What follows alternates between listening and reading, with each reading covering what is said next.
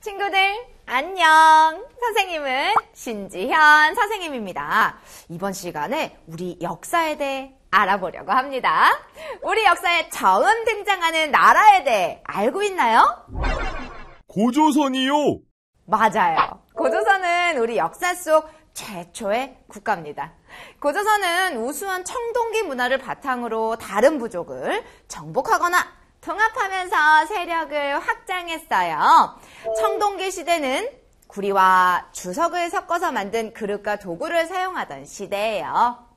고조선을 대표하는 문화유산에는 어떤 것들이 있을까요? 미송리식 토기, 탁자식 고인돌, 비파형 동검 등이 있습니다. 고조선이 멸망한 이후 한반도에는 여러 국가들이 등장을 하는데요. 고구려, 백제, 신라는 왕권을 강화하고 국가를 체계적으로 다스리려고 노력했습니다. 백제는 고구려 왕자 온조가 세운 나라죠? 지금 우리나라 수도는 어디죠? 서울이요. 그럼 서울을 중심으로 흐르는 강이 어딜까요? 한강이죠. 맞아요. 지금처럼 한강유역에 세워졌던 나라가 바로 백제입니다. 삼국 중 가장 먼저 발전을 한 나라는 백제인데요. 백제의 근초고왕은 고구려 군사를 물리치고 백제의 영토를 넓혔습니다. 백제 역사상 가장 넓은 땅을 차지하고 주변 나라들과 활발하게 교류를 했지요. 고구려는 주몽이 졸본에 세운 나라입니다.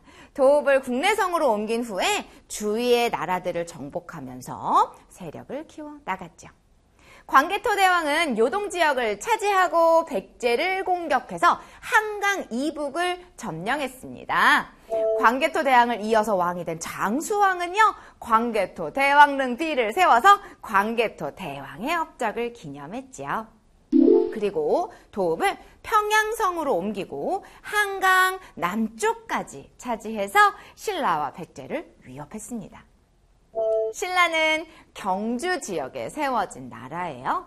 신라는 한반도의 동남쪽에 치우쳐져 있어서 선진 문물의 수용이 좀 늦었고요.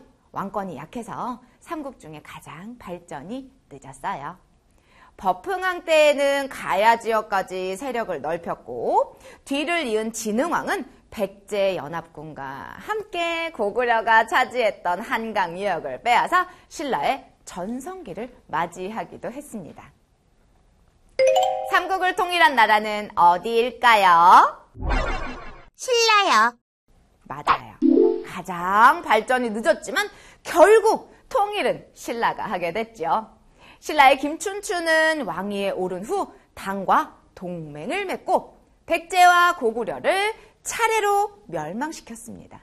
그러자 당나라는 신라를 무시하고 고구려 땅과 백제 땅을 차지하려고 했어요. 그래서 신라는 당나라와 전쟁을 벌여 승리했고요. 삼국통일을 이룰 수 있었습니다.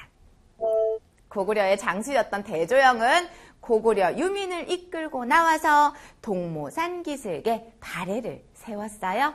발해는 점차 고구려 땅을 대부분 차지하게 됐고요. 해동 성국은 바다의 동쪽에 세력이 왕성한 나라라고 하는 의미인데요. 발해의 번성기를 중국에서 이르는 말이었어요. 발해에 관한 여러 나라의 기록, 유물, 유적 등을 통해서 발해가 고구려를 계승했음을 알 수 있습니다. 고구려 기와와 발해 기와의 연꽃 무늬를 보면 생김새가 비슷하다는 걸 알 수 있거든요.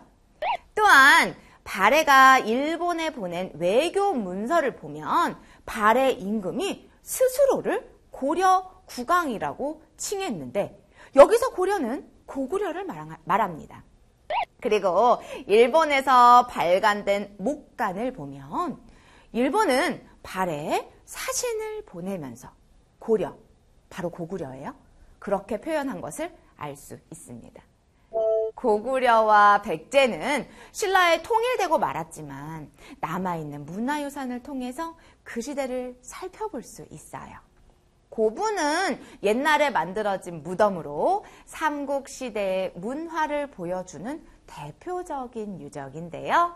고분 속에서 발견된 유물과 벽화 등을 통해서 당시 사람들의 생각과 생활 모습을 알 수 있습니다.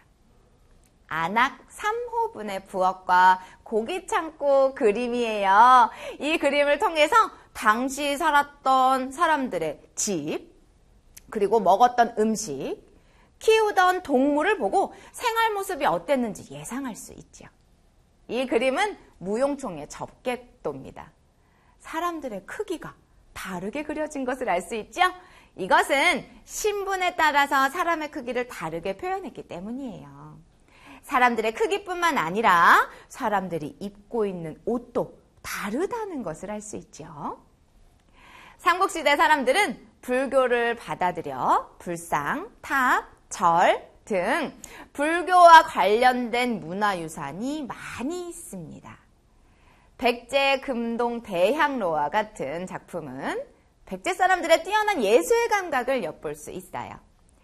신라에서 가장 컸던 절은 황룡사인데요. 황룡사에는 9층 목탑이 있었다고 전해져요. 불교의 힘으로 이웃나라의 침략을 막아내려고 만들었습니다. 하지만 고려시대 몽골군의 침략으로 불타 없어져서 지금은 흔적만 남아있어요. 우리 친구들 다 아는 불국사는 통일신라 시대의 불교 문화를 알 수 있는 문화유산이에요. 부처님의 나라라는 의미를 가진 불국사는요, 30여 년에 걸쳐서 완성됐다고 해요. 웅장함과 아름다움을 동시에 가지고 있죠. 신라 최고의 건축물로 손꼽혀서 1995년 유네스코 세계문화유산으로 등록됐습니다.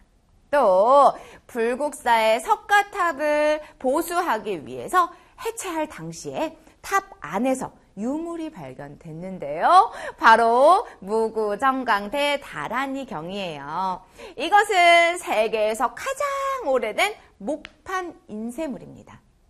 목판 인쇄물의 성격과 특징을 완전하게 갖추고 있었다고 해요. 통일신라를 대표하는 또 다른 문화유산, 바로 석굴암이죠.